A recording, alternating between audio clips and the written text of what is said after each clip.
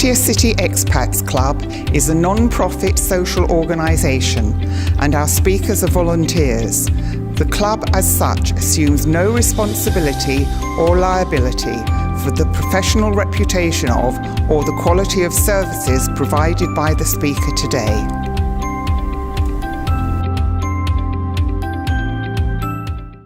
Met me before. My name's Margie Granger. I come from Australia.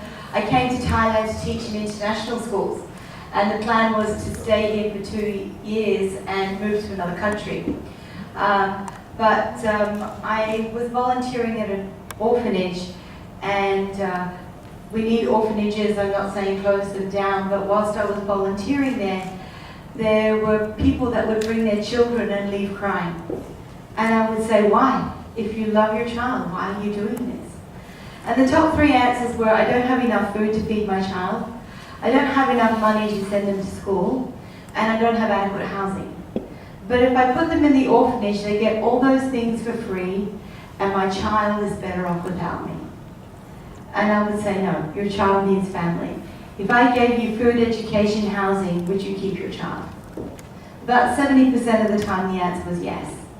So 7.5 years ago, I quit my job at the international school and I opened up my own children's foundation.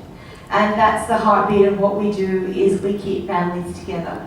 So we have a free preschool for children from the slum. We have about 110 children on scholarship from grade 1 all the way through to university. We visit the local prisons and feed the children there twice a week. We go to the local hospital, and we also visit 66 families in the slum every week. So that's basically what we do.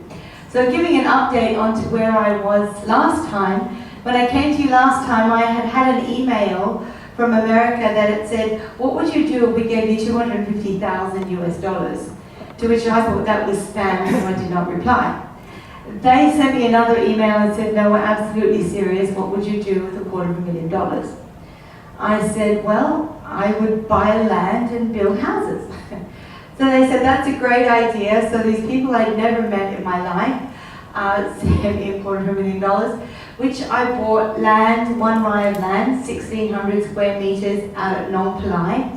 And we've had to put lots of landfill on to make it higher. And these are the kinds of families that are going to move in. So people say, are there slums in Pattaya? Absolutely. So this is one of our kids that comes to our preschool. So he lives in the 10% slum. And we also have very disabled children who are living in very poor conditions. And the quality of this child's life will improve amazingly if we can get him into better accommodation. So that's what the accommodation is for.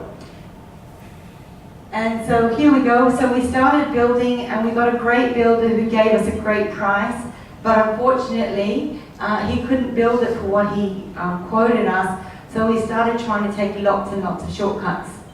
And the lots and lots of shortcuts made the building unstable. So we were very, very blessed by a lawyer who came in and intervened. We lost no money. The builder lost 350,000 baht. So the building went up and the building came down. So we lost time. But now we have a new builder and the building's going up again. And we are now up to, we have walls up, we have the roof on, and we're starting to render the outside of the building. So the estimated time that this will be finished is mid-August. So we hope to be moving families in there. Very thankful for this club who introduced Kun Meet Chai to us, who owns Cabbages and Condoms restaurants, because he is sending a team to our land to help us grow food that we can feed people. So the people that are moving into these houses, as you saw before, are very poor. We require them to pay no rent. So one of them, for example, is going to be a grandmother and she's looking after her 6 grandchildren. Looking after those grandchildren is a full-time job. She's old, she's disabled, she can't work. We'll never require her to pay any money. If it's a younger family that's coming in and you're able-bodied, we're going to get you a job and you're going to pay us 10% of what you earn towards your rent, your water and electricity. Getting to the point where eventually these people are financially stable enough to move out and get their own place. So we do have 1 rai of land, so this is just phase 1.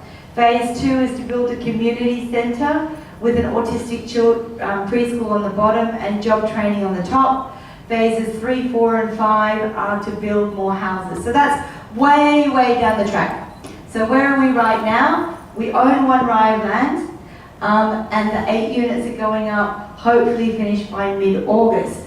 But of course you can't put people in there with no beds, towels, refrigerators, so we need to furnish these places. So this is where Global Giving comes into.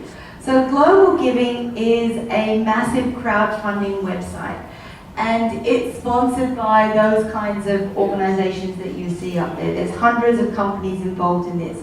So basically what happens is, let's take Google for example.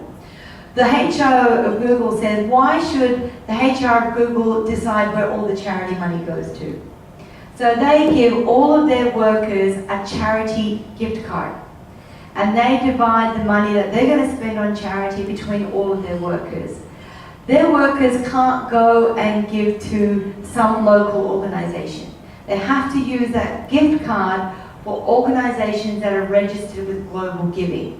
So once you become registered with Global Giving, your ability to raise funds grows exponentially.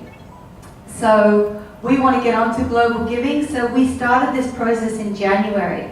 It's quite the process. You have to have audited accounts, you have to be legally registered, you have to jump through many, many legal hoops, because if you're on their website, they want to make sure that you're a Ridgy-Dig organisation. So we're at the final stage. So we have a campaign that started on June 11 and ends on June 29. Basically, once we jump through this final hoop, we'll be part of Global Giving, and all these big companies can start giving to us. We need to raise $5,000 from 40 sponsors by June 29. So one person can't give us $5,000. It's got to come from 40 sponsors. And that's where we need lots and lots of people giving us small amounts. So we could have 39 people give us $1 and one person give us the rest of their own money. So all donations from the USA and UK accounts are tax deductible. So if you pay tax in any of those countries, you can get tax deductibility from that.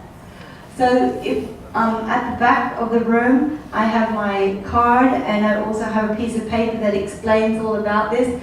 So where are we up to? We've got 24 donors, and we're up to $2,440. My biggest concern is getting 40 donors. So if, you know, at the end of this, if you thought, you know what, I'd like to help with this, I can only give $5 or $1 or $10. All of those donations add up to getting 40 donors. So when you go to the website, this is what you will see. And so thank you so much for helping us. So at the back, I have my card, which is here. And if you go to our website, on our homepage is the Global Giving. And if you need some more information, I've got some A4 sheets here that explain that. So thank you very much for giving me an opportunity to talk. Does anybody have any questions?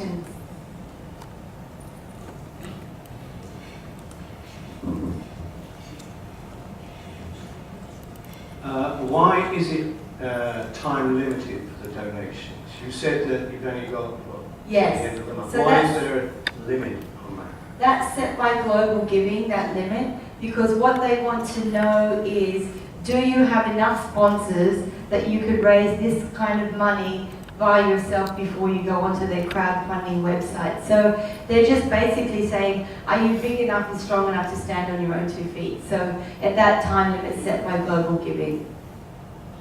Yeah, but that's still a time limit. But why couldn't you still give them what they want, but with an extended? Because that's their rules.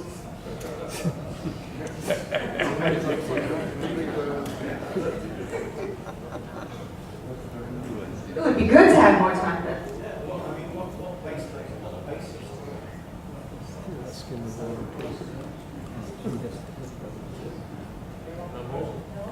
Any more questions?